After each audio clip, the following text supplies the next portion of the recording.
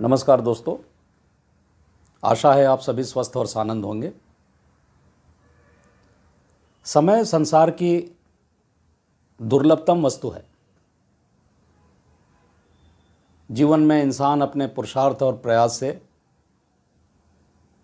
खोई हुई धन दौलत और खोया हुआ स्वास्थ्य फिर से प्राप्त कर सकता है, लेकिन गुजरा हुआ वक्त, खोया हुआ समय उसे फिर कभी प्राप्त नहीं होता। व्यतीत हुआ समय लौट कर नहीं आता।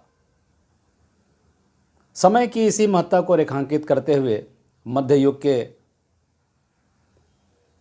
कवि, दार्शनिक और संत कबीर ने एक दोहे के माध्यम से बड़ी मार्मिक बात कही है कि काल करे सो आज कर, आज करे सो अब, पल में परलय होत है, बहुरी करेगा कब।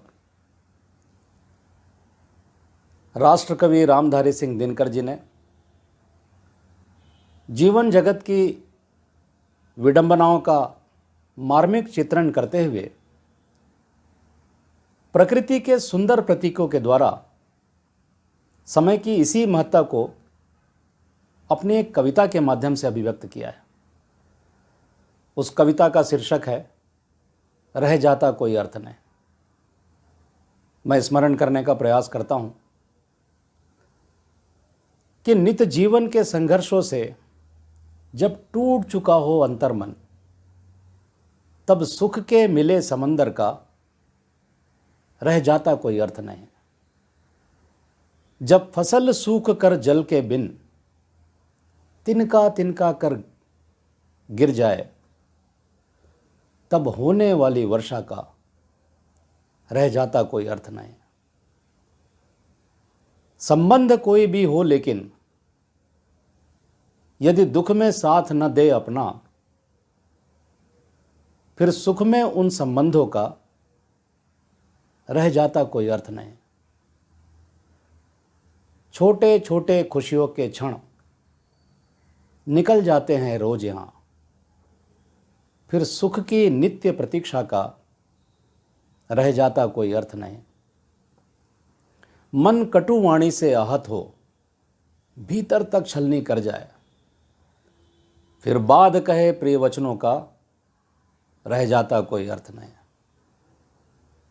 सुख साधन चाहे जितने हों, पर काया रोगों का घर हो, फिर उन अनगिनत सुविधाओं का रह जाता कोई अर्थ नहीं। नित्य जीवन के संघर्षों से जब टूट चुका हो अंतर्मन, फिर सुख के मिले समंदर का रह जाता कोई अर्थ नहीं।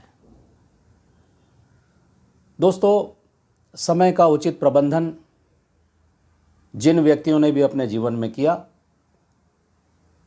उन्हें सुख, शांति, सम्मान, सफलता और समृद्धि प्राप्त हुई। जिन्होंने भी समय की उपेक्षा की, समय ने कालांतर में उन्हें उपेक्षा का शिकार बना दिया। दोस्तों, हाल ही में एक रिसर्च के परिणाम मुझे पढ़ने को मिले। उसके मुताबिक ये देखा गया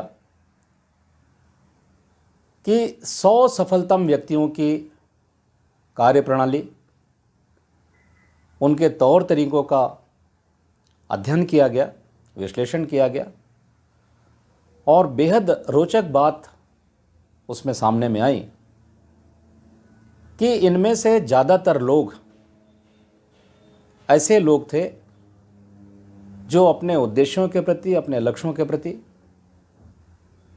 भावनात्मक रूप से और अपनी कल्पनाशीलता के द्वारा बहुत गहरे संबद्ध थे। अन्य लोगों के मुकाबले उनकी समर्पण की जो इच्छा थी, वो कई गुना ज़्यादा थी। मनोविज्ञान के मुताबिक आप जानते हैं कि हमारा मस्तिष्क 2 हिस्सों में विभाजित है। बायां हिस्सा जहां हमारी तर्कशीलता और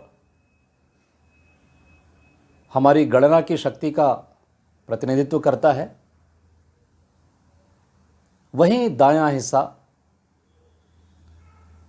हमारे इमेजिनेशन पावर, हमारी फैंटेसी और हमारे इमोशंस का प्रतिनिधि है। तो ज़्यादातर सफल व्यक्तियों ने मस्तिष्क के दाहिने हिस्से पर काम किया और इसलिए वो अपनी कल्पनाशीलता, अपनी स्वप्नदर्शिता और अपनी भाव प्रवणता की वजह से अपने लक्ष्यों को प्राप्त करने में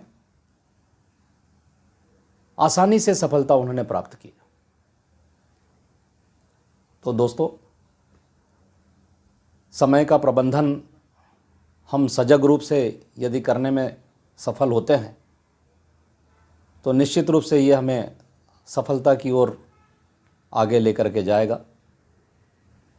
इसी उम्मीद और इसी विश्वास के साथ मैं आप सभी के उत्तम स्वास्थ्य और खुशहाल जीवन की कामना करता हूँ।